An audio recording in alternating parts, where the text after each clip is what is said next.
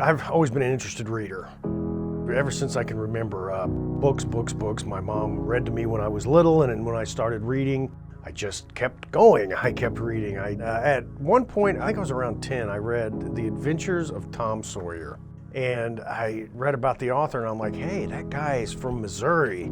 If he can write books, I can write books too. I never lost that feeling that I wanted to tell stories. I wanted to write things. So that's what I did. I wrote as much as I could, and I wrote short stories all through middle school and high school, and took a lot of creative writing classes in college, and there were always people in there who said, I'm writing a novel. I never saw one page of it. It's easy to say you're writing a novel. It's harder to actually do it. So after I graduated from college, I wrote a novel. It took me 2 years, and it was just god-awful. It was just absolute garbage. But after that, I had that problem. I had at one point 4 novels that I'd started, up to about 15,000 words that I abandoned because I got tired of them. And then I figured out that I'm not going to get finished unless I write 1,000 to 2,000 words today, and then tomorrow, and then do it again the next day. And then they add up, and before I know it, I've got a novel. It doesn't seem so hard when you do it that way.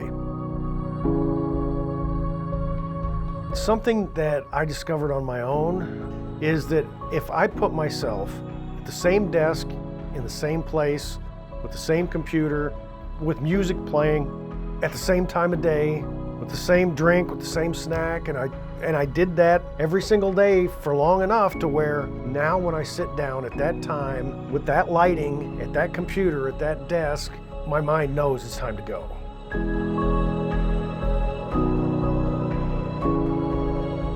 What I write is eclectic, what I feel like writing right now. When I wrote my travel log, I'm like, man, I like reading travel logs. I want to write one. So I drove to Canada. When I wrote my first horror novel, I'm like, I like horror. Let's try that. I like time travel. I want to write a book on that. So it's just whatever hits my fancy. For a while, I wrote 5 paranormal nonfiction books. And I've appeared on a ton of radio stations, and I've appeared on Ancient Aliens a couple of years ago, and I'm on a new Netflix show that hasn't even been announced yet. But that's what I was known for, Offutt the paranormal guy, and I didn't want that. So I started writing novels, and I think that threw some people off, but I'm at the point to where I've actually gotten a following for my fictions.